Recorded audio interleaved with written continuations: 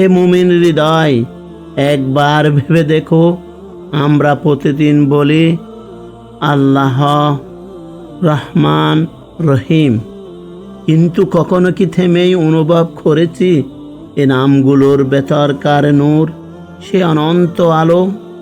এ নামগুলো কেবল উচ্চারণ নয়, এগুলো এক একটি দরজা, এক একটি পদচিহ্ন, যা মানুষকে আল্লাহর সান্নিধ্যে পৌঁছে দেয় আর তার সঙ্গে আত্মার এক জীবন্ত সংযোগ গড়ে তোলা। আল আলিম, সর্বজ্ঞানী। যখন তুমি চিন্তা করো, শেখো, বুঝতে চাও, তুমি আসলে আল্লাহর জ্ঞানের দরজায় কড়া নাড়ছো। জ্ঞান কেবল তত্ত্ব নয়, এটি আল্লাহর নূরের এক রশ্মি, যা অজ্ঞতার অন্ধকার ভেদ করে আলো ছড়ায়। আর রহিম, অতি মেহেরবান। যখন তুমি কাউকে ক্ষমা করো, দয়া দেখাও, তোমার ভেতর জেগে ওঠে আল্লাহর এক ঝলক রহমত। এ নাম উচ্চারণে হৃদয় নরম হয়ে যায়, চোখ ভিজে ওঠে আর আত্মা প্রশান্তিতে ভরে যায়। আল মালিক, সর্বশক্তিমান, রাজাদিরাজ। এ নাম শেখায় বিনয়, তাওয়াক্কুল আর মুক্তি। প্রতিটি নাম এক একটি পথ। আল হাকিম, তোমাকে প্রজ্ঞার দিকে ডাকে। আল গাফফার, শেখায় ক্ষমা। আসামি, জাগিয়ে তুলে হৃদয়ের শ্রবণ।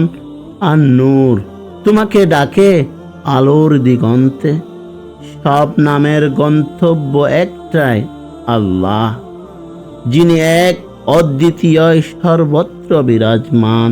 যখন তুমি আল্লাহর নামগুলো উচ্চারণ করো, তুমি কেবল শব্দ বলছো না, তুমি নূরের তরঙ্গে যুক্ত হচ্ছ। তোমার চিন্তা, তোমার হৃদয়, তোমার আত্মা সবই পূর্ণ গঠিত হতে থাকে আল্লাহর স্মরণে। রাসূলুল্লাহ সাল্লাল্লাহু আলাইহি ওয়াসাল্লাম বলেছেন, আল্লাহর ৯৯টি নাম রয়েছে, যে ব্যক্তি সেগুলো মনে রাখবে, অর্থ বুঝে হৃদয়ে ধারণ করবে, সে জান্নাতে প্রবেশ করবে। সহিহ মুসলিম, বুখারী। এখানে মনে রাখাই মানে শুধু মুখস্থ নয়, বরং হৃদয়ে ধারণ করা, সে নামের গুণ নিজের জীবনে প্রতিফলিত করা। প্রতিটি নাম এক একটি তরঙ্গ, এক একটি আলো, এক একটি জাগরণ। যদি এই আলো তোমার হৃদয়ে ছুঁয়ে যায়, তবে একবার হৃদয় থেকে বলো আল্লাহ, দেখো কিভাবে বদলে যায় সব কিছু। ভিডিওটি ভালো লেগে থাকলে একটি লাইক দিন। সামনে আসছে আরো হৃদয়ে জাগানো সত্য গল্প, ইনশাআল্লাহ। আসসালামু আলাইকুম।